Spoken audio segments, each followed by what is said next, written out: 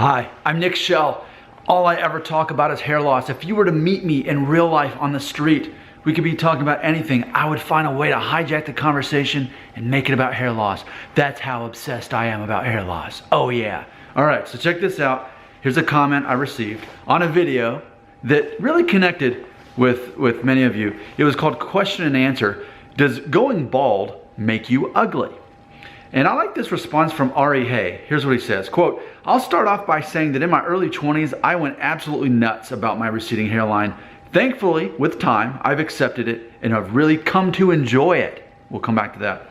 I could have really used this video 3 to 5 years ago, but there are so many lessons and nuggets of wisdom to be taken from this video. I now subscribe to the channel out of sheer enjoyment. I don't normally chime in, but this time I just had to. Keep up the good word, dude. End quote. Thank you, Ari. I like you. I like you. You are intelligent, you are confident, and you realize that there can be a character arc. You could show up watching my channel thinking, man, I feel horrible about myself. I just don't have the confidence I need because of my hair loss.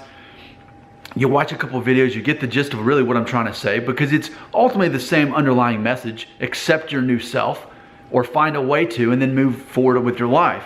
That's the underlying message. But I portray that in different angles based on different comments. So again, that video was, does going bald make you ugly? And as you look at the comments on there, you'll actually see a theory that perhaps some men are actually more attractive after they lose their hair, and that's how they're known, and it sort of reinvents the perception of what makes a man good looking. But what I really wanted to target on this comment that Ari left is where he said this. He said, I went absolutely nuts about my receding hairline. Thankfully, with time, I've accepted it and really come to enjoy it. Let's think about that, because if you hear that, you're like, wait, what? Why would you enjoy a bad thing, a negative thing, something that is making you less attractive? Why would you come to enjoy that? Here's how I'm going to answer that question. I know Ari would probably have his own answer for it. But I think that undeniably, as a man, as a masculine man, there is something truly distinguishing about hair loss, especially a receding hairline. I'm kind of in the perfect situation as far as that goes. Thanks to all of your help, I've been diagnosed as a Norwood 2.5 vertex, meaning I'm not quite a 3 yet, but I've got just enough thinning to really kind of feel the pain of knowing what it's like to not only have a receding hairline, but also thinning occur as well. And so I kind of get the best of both worlds, to still be 36 and still have most of my hair, but to still know the struggle, the attack on your identity that having a receding hairline can have, as well as some thinning also. But I think if we were to just reinvent the way we look at this, and we were to look at this as, you know, how could I enjoy a receding hairline? I think we look at ourselves as someone who, masculinity, it comes with masculinity. Just like a beard, there's part of, as you get older, it's part of the male human condition for so many of us, that we can say, welcome to the club. You're one of us now. You're not one of those guys who gets to live his whole life with a perfect head of hair.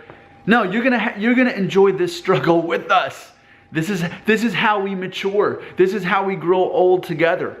This is part of adulthood. When we were in high school, it was all about having cool shoes and having the perfect head of hair, and those things mattered. And now you're growing into manhood. You're one of us. Yeah, your hairline's going up. Good for you. You're not one of the golden boys. You're not special like they are. Instead of being special, you're like the rest of us. Welcome to the club. So it's funny when he says, I've come to enjoy a receding hairline. When I hear that, if I were to give my perception of what he intends by saying that, that's my own interpretation. Now, feel free to comment, and all of you, including Ari, you know, say how can you enjoy a receding hairline? But I think ultimately, as I always say, you want to make this new hair situation part of your identity. And when you can say, you know what, yeah, I'm the guy with the receding hairline. I'm still a confident guy. This is part of being a man.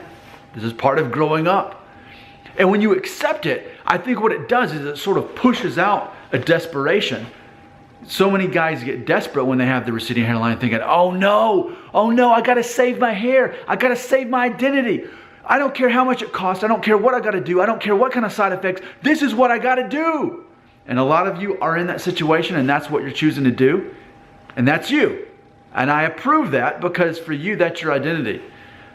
But imagine the idea of just saying, you know what? I'm a man. This is what happens to me.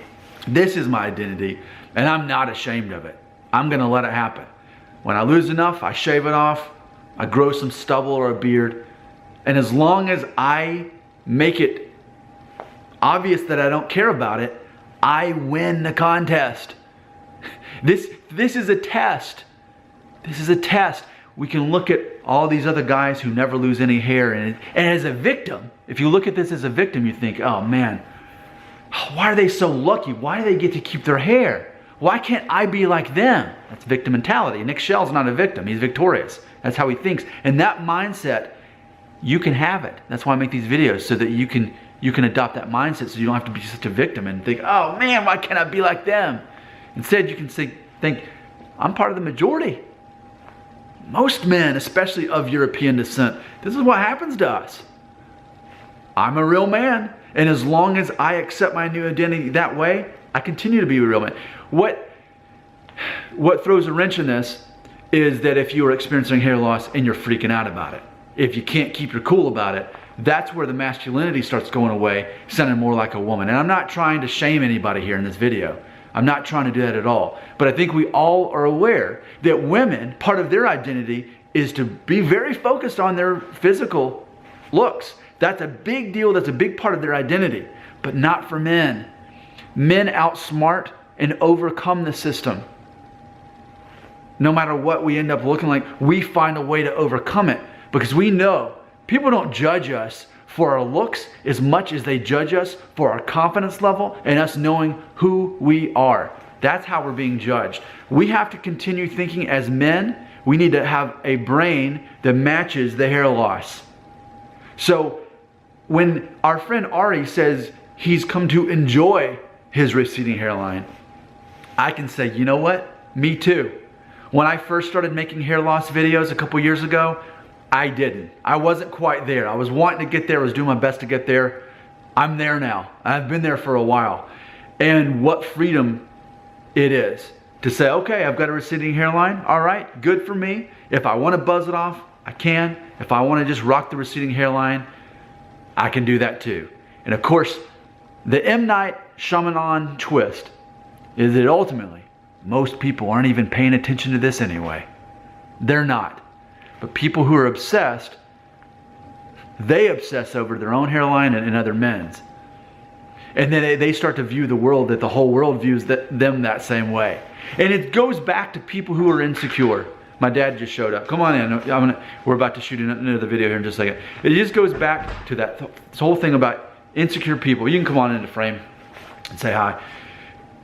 People who are insecure judge the whole world and themselves as insecure people. They can never, so they're always picking apart other people. They're always picking apart themselves.